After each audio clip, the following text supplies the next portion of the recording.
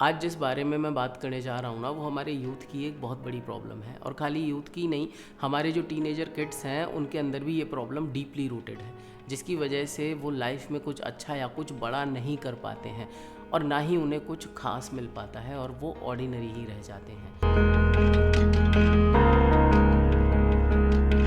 अब ये जो प्रॉब्लम है मैं एक कहानी के साथ डिस्कस करना चाहूँगा, और क्योंकि बात यूथ की हो रही है तो कहानी भी रोमांटिकली है। मैंने एक बार एक यंग लड़का था जो एक लड़की से बहुत प्यार करता था और वो उससे शादी करना चाहता था। तो वो लड़का उस लड़की के पापा के पास जाकर बोला कि सर, मैं आपकी बेटी से शादी करना चाहता हूँ। लड़की के पापा ने पहली बार ऐसे किसी को सुना कि वो उनके मुंह पे बोल रहा है कि मैं आपकी बेटी से प्यार करता हूँ, शादी करना चाहता हूँ। तो ये बात उन्हें इनिशियली तो डाइजेस्ट नहीं हुई, लेकिन जब उन्होंने थोड़ा पेशेंस के साथ सोचा तो उन्होंने इस लड़के से कहा कि बेटा, मैं आपकी रिस्पेक्ट करता हूँ, आपकी भावनाओं की कदर करता हूँ, ठीक है, मैं अपनी बेटी की शादी आपसे कराऊँगा, लेकिन मेरी एक शर्त होगी। अब वो शर्त क्या होगी? उसने कहा कि ऐसा करना, आप कल सुबह मुझे वहीं पास में एक मैदान था, उस मैदान में मिलना। लड़का अगले दिन सुबह उस मैदान में पहुंचा, देखा वो लड़की और उसके पापा वहाँ पहले से थे।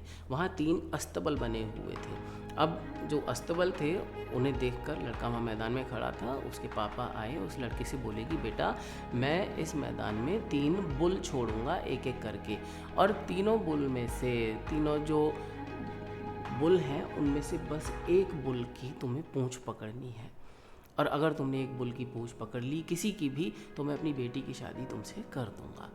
अब वो लड़का मैदान में था, उसके पापा ने पहले अस्तबल का दरवाज़ा खोला। दरवाज़ा खोलते ही लड़के ने देखा जो सामने बुल था वो बहुत ही हेफ्टी था, बड़ा तगड़ा था।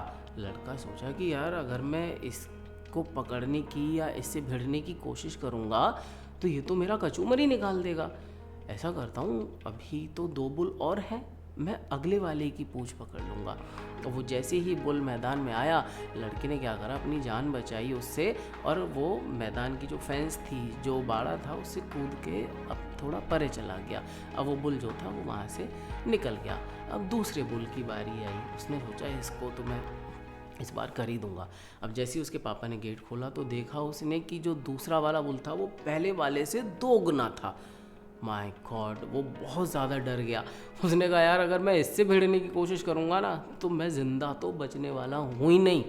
मेरे पे एक मौका अभी है, मैं तीसरे वाले पे अपना सब कुछ लगा कर, अपना बेस्ट देके उसकी पूँछ पकड़ लूँगा, लेकिन अभी जान बचानी बहुत ज़रूरी है। तो दूसरा बुल जैसे ही मैदान में आया, वो लड़का फिर साइड में चला गया और उसने दूसरे बुल को भी जाने दिया। लेकिन इस बार उसने अपना मन बिल्कुल बना लिया था कि अब ये मौका है और इस बार तो मैं इस बुल की पूँछ पकड़ कर ही रहूँगा। अब जैसे ही लड़की के पापा ने वो गेट खोला अस्तबल का, उस लड़के ने देखा कि जो तीसरा वाला बुल था वो बहुत हेफ्टी नहीं था, वो बड़ा स्किनी था, स्क्रॉनी था, मतलब बहुत दुबला पतला सा था। वो लड़का खुश हो गया, बोला कि यार, इसे तो मैं यूँ घुमा के मैदान के बाहर ही फेंक दूंगा, बस अब तो मेरा काम हो गया।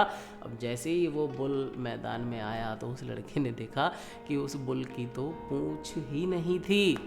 बस कहानी ख़त्म, उसकी शादी उस लड़की से नहीं हुई। अब मैं ये कहना चाहूँगा कि इस स्टोरी को हम अपनी लाइफ से रिलेट करके देखें, अपने व्यवहार से रिलेट करके देखें।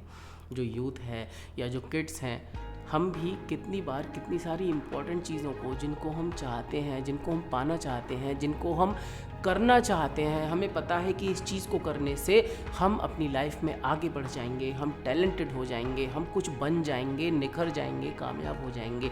उन सारी चीज़ों को हम ऐसे ही टालते रहते हैं, टालते रहते हैं, टालते रहते हैं, और हमें वो बेस्ट अपॉर्चुनिटी पहले ही मिल सकती थी, हम उसको नहीं लेते हैं।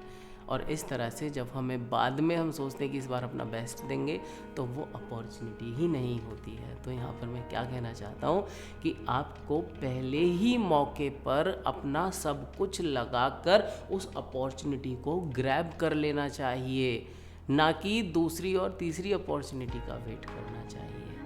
मुझे उम्मीद है आपको ये बात पसंद आई होगी और इससे आपके व्यवहार में, आपके सोचने के अंदाज में, आपके काम करने के तरीके में थोड़ा फ़र्क आएगा, और फ़र्क आएगा तो मुझे यकीन है आपकी लाइफ में भी बेटरमेंट फील होगा और आप एक अच्छे और शानदार इंसान बनने की तरफ थोड़ा तेज़ी से आगे बढ़ेंगे। धन्यवाद। Thank you for watching this video. I deeply honor your passion for learning and your willingness to change. I believe you are one of those few who want to be the new you. On this channel, I make videos that can add value to your life and to the society. So please don't forget to subscribe and stay tuned for more such upcoming videos. Moreover, if you are someone willing to transform yourself into your heroic version, I cordially invite you to visit our website and explore our programs.